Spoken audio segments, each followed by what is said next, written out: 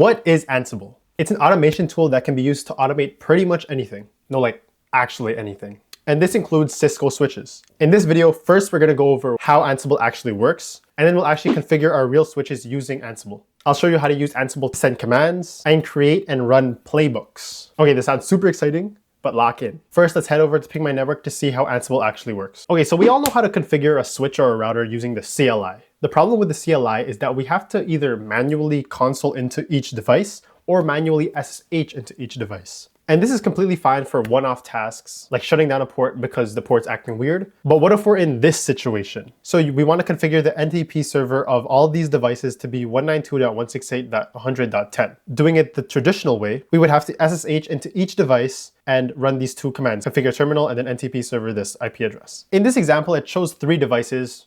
You could get away with doing it for 3 devices, like unless you're lazy.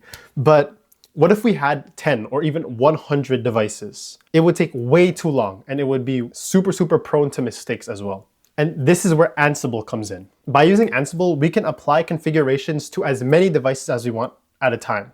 So like we could have 3 of these devices, 10 or even 100 devices.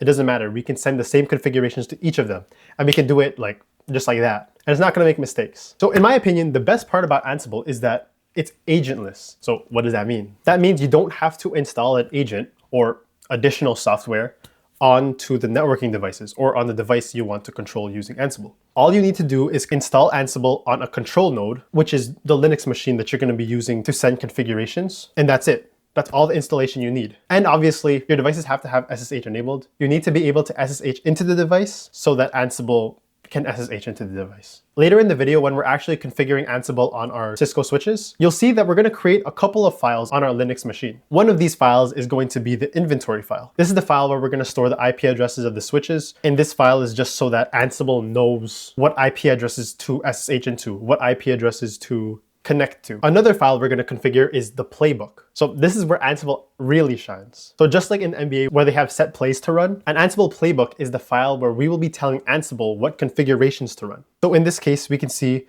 the name of the playbook is configure NTP. The host is routers. So routers is this inventory right here. So it'll run this playbook for all of these routers. 192.168.101, all of these. And then we see that the lines that we are configuring is NTP server 192.168.100.10. We can use this playbook, run it one time, and it'll send the configuration to all of the devices that we want it to. So before we actually configure Ansible on our switches, if you're studying for the CCNA and you're a hands-on learner, check out Ping My Network. Ping My Network is the platform that we've been using throughout this video. They have a leaderboard, they have streaks to keep you motivated, and they have an in-browser terminal so you can practice your switch configurations. Use the link in the description and use code PAULO for 10% off. All right, let's go to the topology. Okay, so we're going to be using these 2 Cisco 3750X switches today. We're going to be physically connected into the bottom switch through this link. So this is connected to my laptop, but we can still remotely access this one through this trunk link. I've already configured these 2 with IP addresses. Somewhere up here, you're already going to see the topology. And yep, let's go to Linux.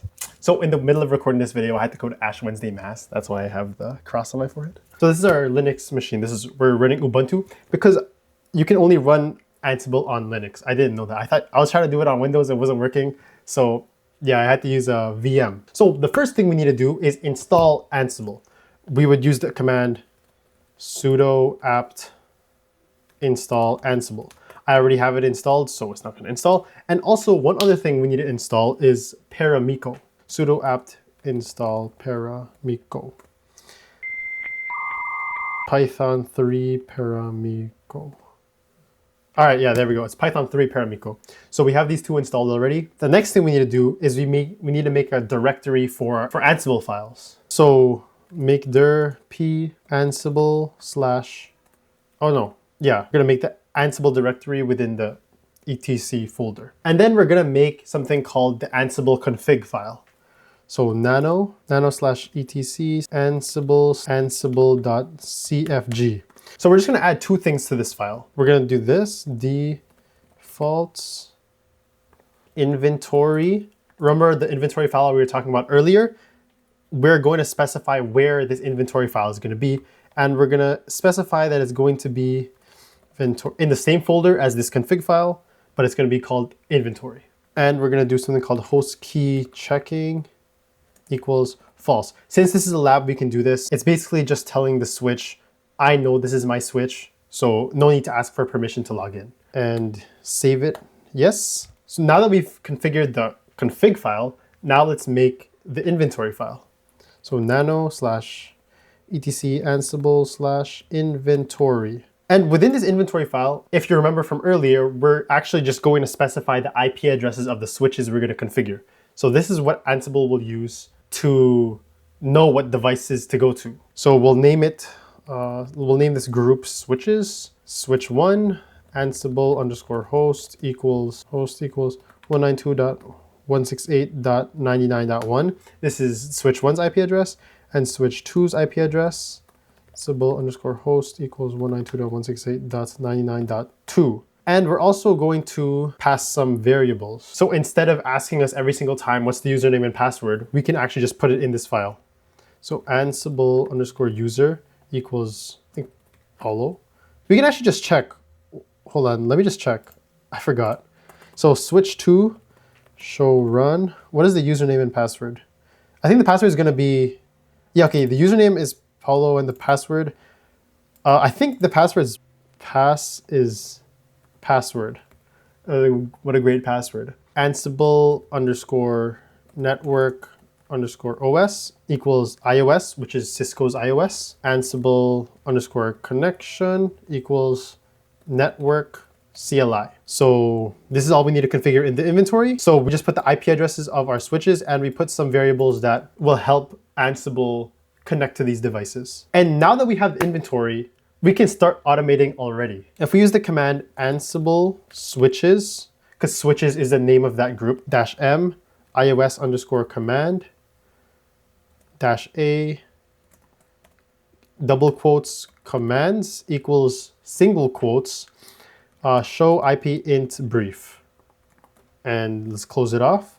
And this should connect to both devices and give me two outputs, one for switch 1 and one for switch 2 for the command show IP interface brief. So let's see if it works. There we go. Did it do both of them? Okay, so this is one of them.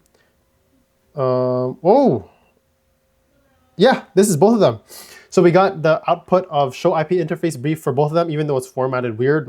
See, this command is really good, right? We can run commands individually on all of the devices, but this is not the most powerful way to use it. The most powerful way is something called Playbooks. So like I said earlier, like in NBA, how they have set plays for the team to run. In Ansible, you can configure set plays for Ansible to run and configure on the switches. So let's make a playbook together. So playbooks use the YAML format and it's very, very easy to read. So it's actually very convenient. So let's make our YAML file. touch/home/polo/desktop configure switch.yaml. So to start off the YAML file, we do 3 dashes. And spacing is very important in YAML because it doesn't have any like semicolons. It doesn't have anything to denote that that's the end of a line. So spacing is very important, just like in Python. But it's much easier to read than Python and much easier to understand. So let's set a name for this. Configure. Let's just do a simple configuration. Let's just create 2 loopback interfaces, one on each switch, just so we can see how playbooks work. Configure loopback 1, hosts switches. So this is the name of that little group thing. Gather facts false. And gather facts just tells Ansible you don't need to collect random information about the switches. Okay, so now let's specify the tasks. So let's name the task name configuring loopback 1. This just tells Ansible to use the iOS interfaces module because we're going to be configuring a switch interface. We can put config here, name loopback 1, description, Ansible made me. Let's just make it like that so we know Ansible made this. Enabled is true. This just does like no shutdown on it. It just like activates the port. One more thing we can do is state merged. So this means to just add it to the existing configuration. There are other keywords that you can put here that literally removes everything except for this configuration. Or I guess it would remove all the configuration for every single interface. It would reset the port that we're actually connected on the switch, so that would just end our session. So we can run this playbook. Oh, actually, let's save it. Okay, we can run this playbook by doing Ansible playbook and the name of the playbook. So this is in desktop slash configure underscore switch.yaml. So this should work. Oh, there we go. We can see here that switch 2 has been changed, switch 1 has been changed. Let's check the configuration. This is switch 2, show IP interface brief. Loop, oh, there we go. Loopback 1 is right here. And if we do show run inc loopback 1, oh, what? Does it have to be capital? Split section. So we can see the description, Ansible made me. So that just confirms that it was Ansible, in fact, who made this. And one cool thing about Ansible is when we try to run this playbook again, let's press enter, it's going to say okay instead of changed. So first Ansible will check if this configuration is already on the switch. If it is, then that's good and it just skips it. It doesn't actually do the configuration again, which can be problematic for some commands. And if we change the state of this from merged to deleted, it'll actually remove loopback 1 from our switches. So we just run the playbook again and we'd see that it's been changed. So that means something did change. Let's check the switch again. Show run section loopback 1. It should show nothing now. Oh, it shut it down. It shut down the port. Okay, yeah. It'll still show loopback 1, but it shut down and it removed the description. So now let's make another playbook. Let's make this playbook so that Ansible shuts down all unused ports and moves them to an unused VLAN. This is a security thing that should be good. It's something called a parking lot VLAN. You send all the unused switches to that VLAN because that VLAN leads to nowhere. So it's good for security purposes. Moving all of the switch ports to a parking lot VLAN and shutting them all down, that's a multi-step process. And that's what playbooks are so good at. You see, this is the playbook that I made called configure parking lot. So we set the name, the host is going to be the switches from the inventory. The first task that's going to run is called, or I named it, add parking lot VLAN. So the first thing we need to do is add the actual parking lot VLAN. We're going to configure VLAN 999 and name it parking lot. And we're going to set the state as active. This second state, deleted, just means make sure that this configuration is not in the actual switch yet. If I run this command right now, it'll remove this configuration, meaning that it'll just remove VLAN 999 off of our configuration. The next step would be to move all of the unused ports to the parking lot VLAN. There's 3 ports that we actually want to send to the parking lot VLAN. There's 3 ports that we don't want to use at all. So this is gigabit 102, 3, and 47. So we're setting these all as access ports and VLAN 999. So this would just send these 3 ports or assign them to VLAN 999. And again, state deleted just means make sure it's not in the config. And the third step is to shut down the ports. This one's pretty self-explanatory. These same 3 ports enabled, oh, okay, well this is actually supposed to be false. So enabled is false. Enabled false just basically shuts down the port. Enabled true means the port is up. So if you put enabled false, that means the port is going to be down. And right now, if we take a look at our switch, show VLAN brief, there's no VLAN 999. All the ports should be enabled. All the ports are in the default VLAN 1. So this is what we want. This is good. Now, if we run this, it should execute all 3 tasks. First of all, VLAN 999 should be created. All of these 3 ports should be access ports and assigned to VLAN 999. And those same 3 ports should be shut down. Let's run the command again. Ansible Playbook /desktop /configure parking lot.yaml.